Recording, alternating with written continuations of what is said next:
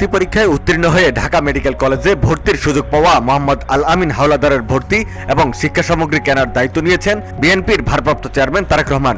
ধুলো, ময়লা ও ক্ষতিকর ধূলিকণা থেকে নিমিষেই মুক্তি দেয় চৌধুরী এয়ার পিউরিফায়ার। এর শক্তিশালী সাকশন ঘরের কোনায় কোনায় লুকিয়ে থাকা সকল ধুলা টেনে ফিল্টার করে এবং বের করে আনে নির্মল ও স্বাস্থ্যকর হাওয়া। আজ শনিবার বাংলাদেশ জাতীয়তাবাদী দল বিএনপির স্বাস্থ্য বিষয়ক সম্পাদক ডক্টর মোহাম্মদ রফিকুল ইসলাম তারেক রহমানের পক্ষে বই, খাতা, অ্যাপ্রন সহ যাবতীয় শিক্ষা সামগ্রী এবং নগদ অর্থ আল আমিনের হাতে তুলে দেন। আমাদের ভারপ্রাপ্ত চেয়ারম্যান তারেক রহমান তিনি প্রথমেই জানান আল আমিনকে এই ব্যাপারে হেল্প করার জন্য। আপনারা জানেন যে আমরা রাজশাহী, মানিকগঞ্জ কিংবা সাতক্ষীরা অনেক জায়গাতেই আমরা কিন্তু এই ধরনের যারা মেধাবী শিক্ষার্থী আছেন তাদের ভর্তির ফি, তারপরে মেডিকেলের ভর্তির জন্য ভর্তি পরীক্ষার পরে যেটি মেইন দরকার হয় যেটা কঙ্কাল সেট, বোনস, এই বোন সেট, বই, অ্যাপ্রন এবং যাবতীয় যেটা মেডিকেল সামগ্রী যেগুলো আছে সেগুলোকে তাদেরকে আমরা দিচ্ছি এবং তাদের পরিবারের পাশে এসে আমরা এই সময় দাঁড়াচ্ছি।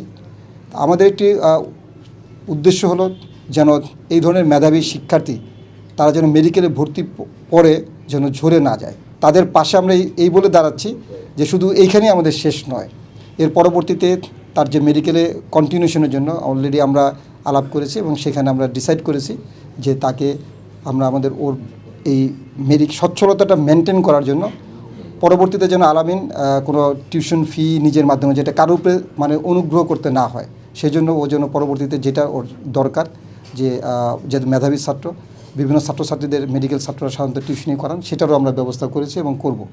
মোহাম্মদ আল আমিন হাওলাদার মেডিকেল ভর্তি পরীক্ষা 2024-25 শিক্ষাবর্ষে জাতীয় মেধা তালিকায় 117তম হয়ে ঢাকা মেডিকেল কলেজে ভর্তি হওয়ার সুযোগ পেয়েছেন। তার বাড়ি পটুয়াখালী জেলার বাউফল উপজেলায়। তার লেখাপড়ায় অনিশ্চয়তা নিয়ে বিভিন্ন গণমাধ্যমে সংবাদ প্রকাশিত হলে খবর পেয়ে তার ভর্তি এবং শিক্ষা সামগ্রী সহ যাবতীয় দায়িত্ব নেন তারেক রহমান। এই সময় মোহাম্মদ আল আমিন হাওলাদার বিএনপির ভারপ্রাপ্ত চেয়ারম্যান তারেক রহমানকে ধন্যবাদ এবং তার পরিবারের পাশে দাঁড়ানোর জন্য কৃতজ্ঞতা প্রকাশ করেন। পরে আল আমিন নিজেও ভবিষ্যতে অসহায় শিক্ষার্থীদের পাশে থাকার প্রতিশ্রুতি দেন।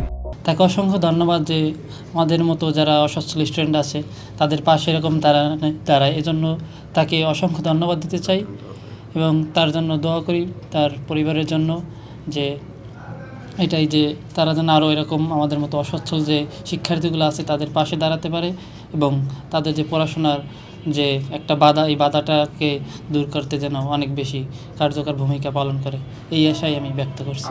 ইনশাল্লাহ আমি অবশ্যই চেষ্টা করবো এরকম উদ্যোগ গ্রহণ করে যারা এরকম আমার মতো অসচ্ছল থাকবে তাদের পাশে দাঁড়ানোর।